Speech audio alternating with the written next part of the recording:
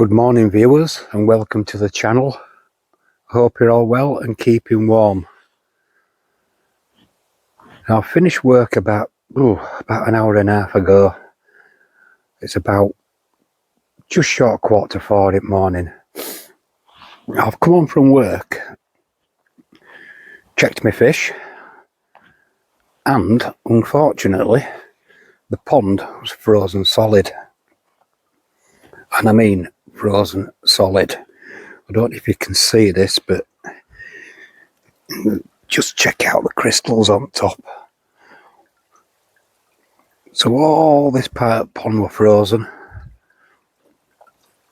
all the way up to here.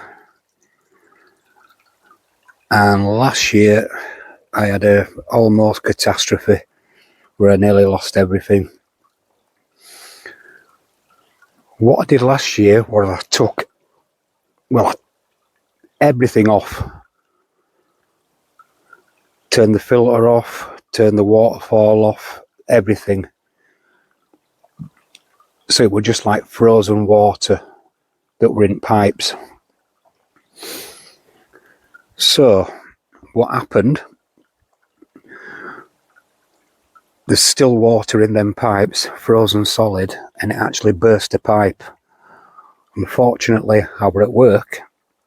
Luckily, one of my neighbours came home late, brought his washing in and noticed there was something wrong. When I got home about 3/4 of an hour later, the fish were in about 3 inches of water, because it was still pumping out and he didn't know how to turn it off. So this year I've kept the waterfall running, but I've turned it down a little bit. So it's just a trickle, not to put too much cold water in, down at the deep end of the pond. Now the fish are dormant, which is normal. They had the last bit of wheat germ about end of October, beginning of November, before I went on holiday. But it's really cold. Checking in house, it was -3. Now when this happened last year, I think it got down to -6. So what I've done, I've got one of my aquarium heaters. See if you can see it there. It's just dangling in through netting, and it's set at about 4 degrees, 3-4 degrees, and it seems to be working. It's been about an hour and a half, like I said, and this part of the pond is quite clear, to tell you the truth.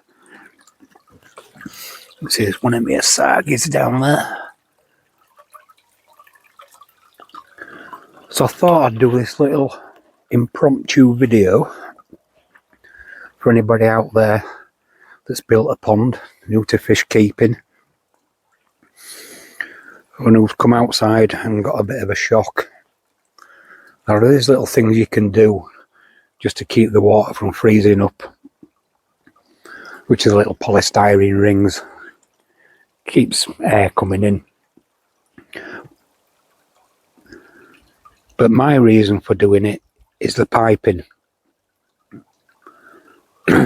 And at the minute I'm quite impressed. So the first thing is not to panic. Koi are very, very hardy fish. You might not think they are, but they are. They can survive very, very cold temperatures. So don't panic. But one thing I will stress is do not break the ice with anything. It sends so much shockwaves through water, it causes so much stress to your fish. And you might have paid a lot of money for them. You don't want to lose them. So what I'm going to do is leave this overnight. Check it in the morning when I get up and see how she's doing. But I know one thing. I think that solar panel there, that fountain's got to come out.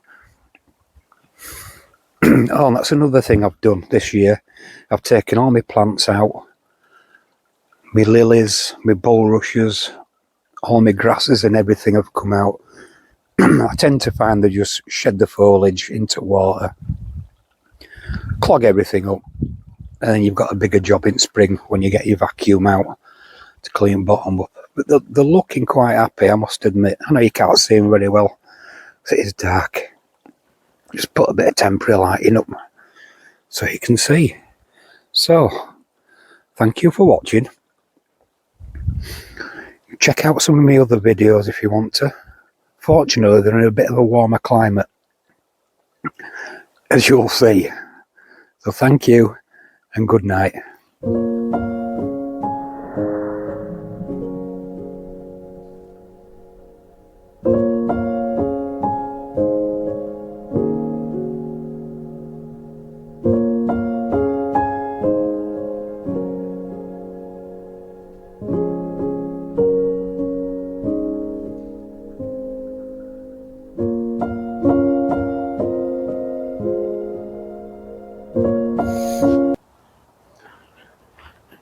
So, it's the morning after.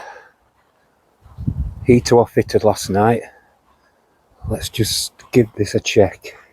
It's currently hovering around about 1 degree. A little bit warmer than last night. So as you can see, this end of the pond is still frozen. Go up to the end where the heater's fitted, and as you can see, we do have a clear patch.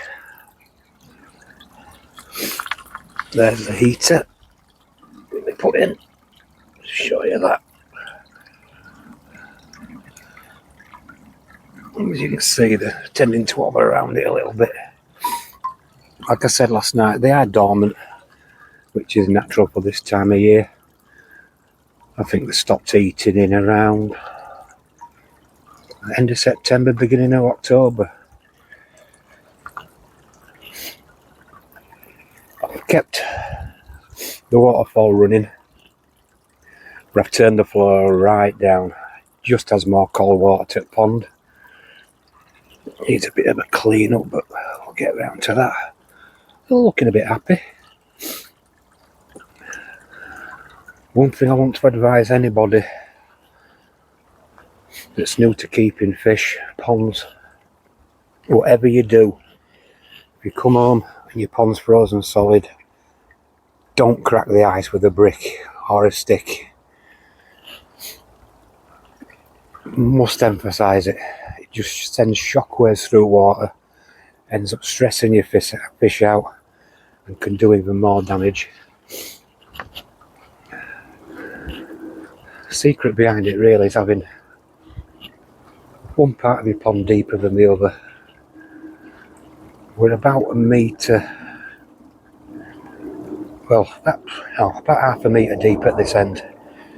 Goes down to nearly 2 down at that end. So I'm quite pleased with that. I don't want to go through what I went through last year. So, just to recap, if you keep a pond, fish outdoors, these temperatures, number 1, don't panic. Number 2, do not crack the ice with a brick or a stick or anything like that. It can be fatal. Number 3, keep a check on your hoses for freezing up. That's why I keep the waterfall running slightly. It's connected to my main filter. So I know if that waterfall water starts freezing up and stops, I know I could have a problem. Now the heaters I've got are just for my tank inside where I keep piranhas and pacos. Something like this. Quite cheap. Start up at about a tenner. Don't whack the heating all the way up. You don't want fried fish. Keep it low, keep it simple. They don't cost a lot to run. if anybody's panicking about the prices of electricity these days, they are very cheap to run. As you can imagine, they're in a tank 24 hours a day, especially if you've got tropical fish. But do give it a try. If anybody's got any comments, any other ideas, please let me know. I'll drop a comment in the link down below. The sort of stuff I use.